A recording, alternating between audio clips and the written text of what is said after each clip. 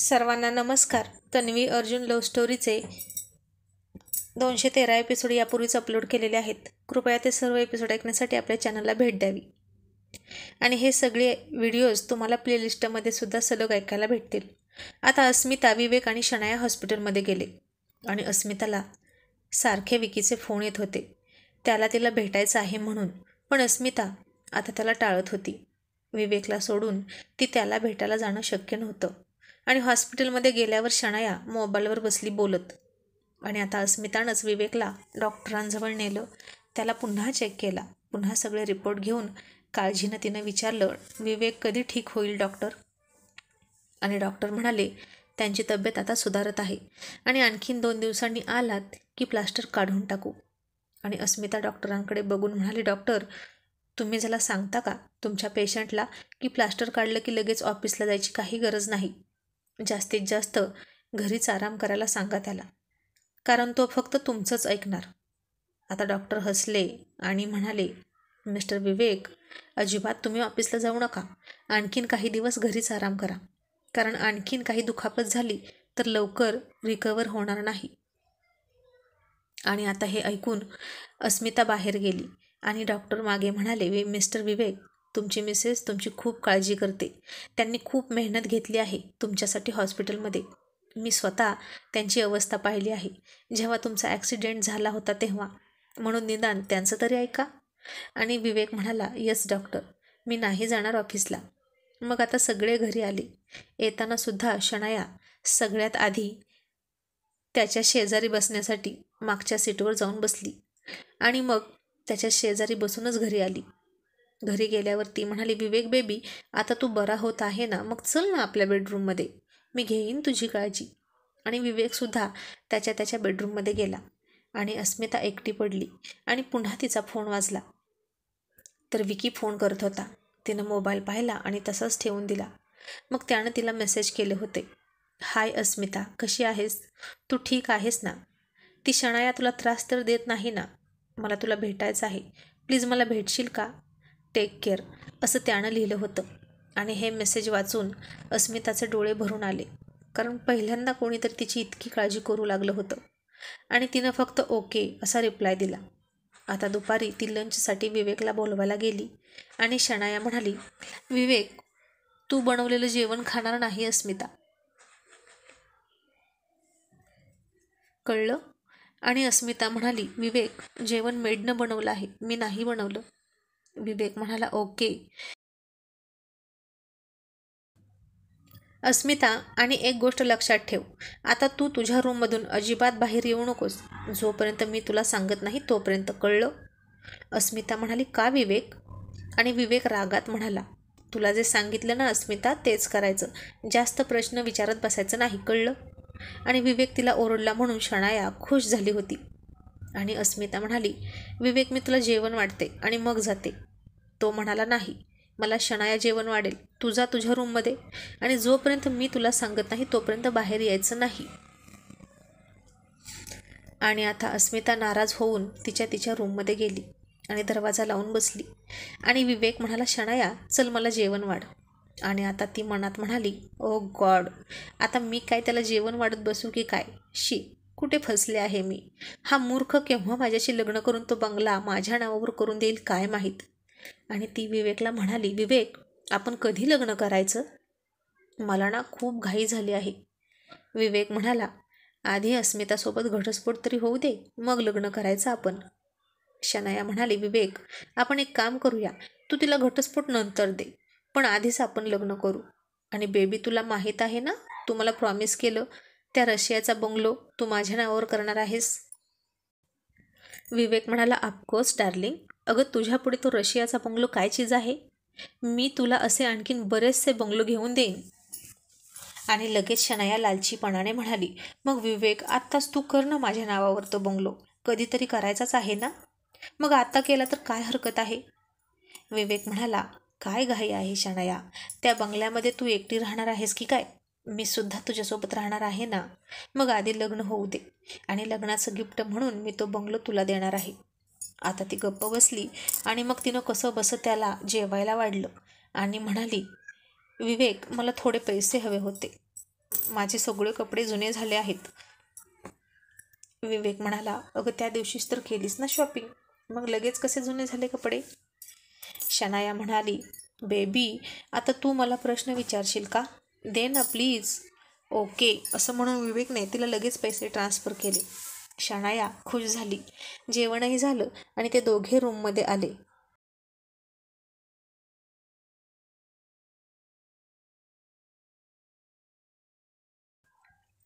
आणि आता इकडे अस्मिताचा रूमचा दरवाजा वाजला. तिनं दरवाजा उघडला तर एक मसाज पार्लरवाली आली होती. आणि अस्मिता तिला म्हणाली, कोण तुम्ही आणि माझ्या रूममध्ये असे कसे आलात? ती म्हणाली, मी मसाज करून देते त्यासाठीच आले आहे आणि आता तुमचा मसाज करून देणार आहे. आणि अस्मिता चकित होऊन म्हणाली, हे पहा मी तुम्हाला नव्हतं बोलावलं, तुम्ही जा इथून. आणि ती म्हणाली, मी तुमचा मसाज करून देऊनच इथून जाणार आहे, कारण मी त्याचे आधीच पैसे घेतले आहेत. आणि अस्मिता पुन्हा चकित झाली आणि म्हणाली, बहुतेक तुम्ही पत्ता चुकला आहात, इथे कोणीच तुम्हाला बोलावलं नाही. आणि ती म्हणाली, हो मॅडम आम्हाला तर हाच पत्ता दिला होता, तुमचं नाव मिसेस अस्मिता विवेक बन्सल असंच आहे ना? अस्मिता म्हणाली, हो. मग ती मुलगी म्हणाली, मग आम्हाला इथेच येऊन तुमचं मसाज करायला सांगितलं आहे. असं म्हणून त्या मुलीनं एक चिठ्ठी तिला दाखवली, तर ती अस्मिताच्याच नावाचं बिल केलेलं ती चिठ्ठी होती आणि तिचंच नाव होतं. अस्मिता आता शॉक झाली आणि मनात म्हणाली, कोणी केलं असेल हे माझ्या नावानं मसाज बुकिंग? ती मुलगी म्हणाली, मॅडम प्लीज मला दुसरीकडे जायचं आहे, आपण करूया का सुरुवात? आणि अस्मिता नाईलाजाने तयार झाली. मग 2 ते 3 तास तिचा मसाज चालला होता. त्यानंतर ती मुलगी गेली आणि आता अस्मिताला खूप फ्रेश आणि रिलॅक्स फील होत होतं. तिच्या अंगातली सगळी मरगळ गेली होती. विवेकच्या ॲक्सिडेंटनंतर तिला खूप थकवा आला होता. त्याची देखभाल करून तो थकवा गेल्यासारखा झाला होता आणि आता ती खूप सुंदरही दिसत होती. आता विवेकने शनायाला कामं सांगायला सुरुवात केली. तो सतत तिला उठवायचा. सतत म्हणायचा, शनाया खिडकी उघड. थोड्या वेळाने म्हणायचा, शनाया खिडकी बंद कर. शनाया पाणी दे. शनाया कॉफी दे. आणि आता शनाया दमून गेली. ती खूप वैतागली आणि मनात म्हणाली, उगीच आता याच्याजवळ थांबण्यात अर्थ नाही. थोड्या दिवसापुरते पैसे मिळालेत तर इथून सटकलेलं बरं. पैसे संपल्यावर पुन्हा बघू यायचं की नाही. आणि तसंही याच्याजवळ थांबून काहीच फायदा नाही. हा आता काहीच करण्याच्या लायकीचा राहिला नाही सध्या तरी. मग विवेकच्या इतर काही किरकोळ जखमांचं ड्रेसिंग करायचं होतं आणि अस्मितानं शनायाला बोलावली आणि म्हणाली, तू त्याची मदत कर, तेवढं ड्रेसिंग करून घे. आणि आता तेही शनायाला जमलं नाहीच. ती विवेकला खूप दुखवायला लागली आणि तिला विवेक म्हणाला, तू जा बरं इथून, आता अस्मिताला बोलव, अस्मिता करेल व्यवस्थित. अस्मिता अस्मिता अस्मिता असं म्हणून शनाया मनातच खूप चिडली आणि तिलाही तेच हवं होतं. आता तिनं तिची बॅग भरली आणि गोड बोलून म्हणाली, विवेक आता अस्मितालाच सगळं करू दे. त्याचं काय आहे ना, माझ्या आईचा सुद्धा फोन आला होता, तिचीही तब्येत बरी नाही, मी जरा जाऊन येते. अस्मिता आहेच तुझी काळजी घ्यायला, पण आता माझ्या आईजवळ कोणी नाही ना रे. असं म्हणून ती बाहेर गेली आणि रॉकीला फोन लावला आणि म्हणाली, रॉकी मला घ्यायला तू आत्ताच्या आत्ता ये. तो म्हणाला, का गं इतक्या लवकर निघालीस ते घर सोडून? शनाया म्हणाली, जाऊ दे, त्याला व्यवस्थित होऊ दे किंवा नाही होऊ दे, मला पैसे मिळाले आहेत, ते संपले की मग जाते त्याच्याकडे किंवा तोच येईल ऑफिसला, पण माझ्याशिवाय तो राहणार नाही. पण अरे खूपच कामं असतात या आजारी माणसांची आणि मला कुठे जाताही येत नव्हतं, सतत घरात बसून बोर झालं होतं. चल आपण मस्त शॉपिंग करूया. रॉकी म्हणाला, अगं माझ्याकडे इतके पैसे नाहीत. शनाया म्हणाली, तू पैसे खर्च कर, मी तुला नंतर देईन. तरीही रॉकी म्हणाला, अगं खरंच पैसे नाहीत. आणि शनाया म्हणाली, माझ्यासारख्या मुलीला फिरवतोस आणि पैसे नाही म्हणतोस? चल आहेत माझ्याजवळ पैसे, बॅगा तरी उचलशील ना शॉपिंग केलेला, असं ती त्याला तुच्छतेने म्हणाली. आणि रॉकी हसून म्हणाला, हो हो बेबी, तुझ्यासाठी मी बॅगसुद्धा उचलेन. आणि आता संध्याकाळ झाली. तन्वी अर्जुन घरी आले. अर्जुनला तर दमच निघत नव्हता. आज येतानाच त्यानं मेडिकलमधून प्रेग्नन्सी चेक करायचं किट घेतलं होतं, ते सुद्धा स्वतः मेडिकलमध्ये जाऊन. कारण तन्वी म्हणाली होती ना, या नवऱ्या बायकोच्या प्रायव्हेट गोष्टी असतात, म्हणून त्यानं इतर कोणालाच नव्हतं सांगितलं. तो स्वतः गेला होता आणि तन्वी ते चेक करण्यासाठी बाथरूममध्ये गेली. तोपर्यंत अर्जुन उतावीळ होऊन बेडरूम ते बाथरूम हे असे हेलपाटे घालत होता. इतक्यात बाहेर खेळायला गेलेला आर्यन आला आणि म्हणाला, डॅड काय झालं, तुम्हाला काही होतंय का? तुम्ही इथे वॉकिंग का करताय? डॅड तुम्हाला फर्टी लागली का? तुमचं पोट दुखतंय ना, म्हणून तुम्ही असे पळताय ना इथल्या इथे? थांबा मी मम्माला बाहेर बोलवतो. मम्मा बाथरूममध्ये गेली म्हणून तुम्ही असं करताय का? मम्मा बाहेर ये लवकर, डॅडना खूप घाई आहे, असा तो ओरडला. आणि अर्जुननं त्याला उचलून घेतलं आणि म्हणाला, ओय मेरे नन्हे शेर, जरा ऐकून तरी घेत जा. किती बोलतोस यार तू? मला 49 लागली आणि माझं पोटसुद्धा दुखत नाही. आर्यन म्हणाला, ओके डॅड, मग तुम्ही एका जागी बसा ना. अर्जुन म्हणाला, आर्यन तुला माहीत आहे, आता मम्मा बाहेर आल्यावर आपल्याला एक गुड न्यूज देणार आहे. आर्यन म्हणाला, डॅड कसली गुड न्यूज? अर्जुन म्हणाला, आर्यन तुला छोटी बहीण मिळणार आहे, श्वीटीसारखी. आणि आर्यन गाल फुगून रागात म्हणाला, नो डॅड, श्वीटी बॅड गर्ल आहे, तिच्यामुळे मला खूप ओरडा बसतो मम्माचा, मला तिच्यासारखी बहीण नको. अर्जुन म्हणाला, ओके, मग आपल्या मम्मासारखी चालेल, तशी हवी ना तुला बहीण? आणि आर्यन म्हणाला, नको डॅड, मम्मासारखी सुद्धा नको, मम्मासुद्धा तुम्हाला खूप भांडत असते आणि श्वीटीचं ऐकून मला ओरडत असते. आणि अर्जुन म्हणाला, आर्यन या सुभेदारांच्या मुले आहेत ना, ह्या अशाच असतात, भांडकुदळ, पण आपण देसाई बॉईज खूप रॉयल आहोत, हो की नाही? आणि आर्यन हसून म्हणाला, येस डॅड. मग अर्जुन म्हणाला, मग आर्यन तुला रिया आत्तूसारखी बहीण हवी का? आणि आर्यन खुश होऊन म्हणाला, हो डॅड, रिया आत्तूसारखी मला आवडेल बहीण. रिया आत्तू खूप स्वीट आहे, ती माझं खूप लाड करते आणि श्वीटीला ओरडते पण, तिने मला त्रास दिला की.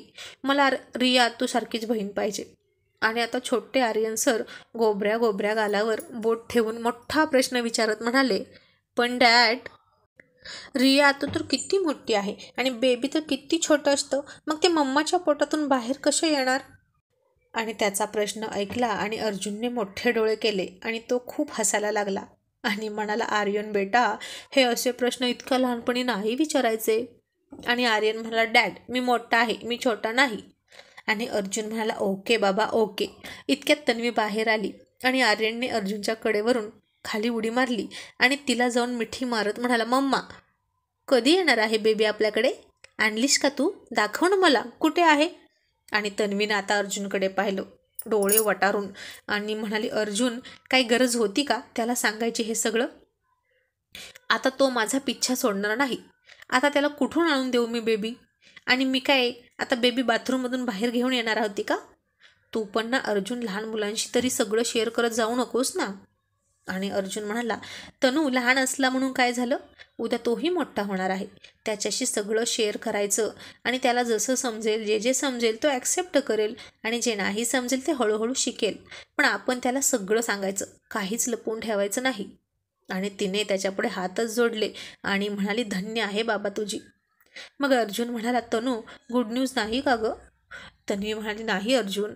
आणि आता आर्यन सॅड झाला आणि म्हणाला, मम्मा, मला गुड न्यूज पाहिजे, मला सुद्धा बहीण पाहिजे, मला एकट्याला खूप बोर होतं, मला स्वीटीसोबत आता नाही खेळायचं, पिहू सुद्धा तिचंच ऐकते, मला माझी माझी बहीण पाहिजे, असं म्हणून तो गोंधळ घालू लागला.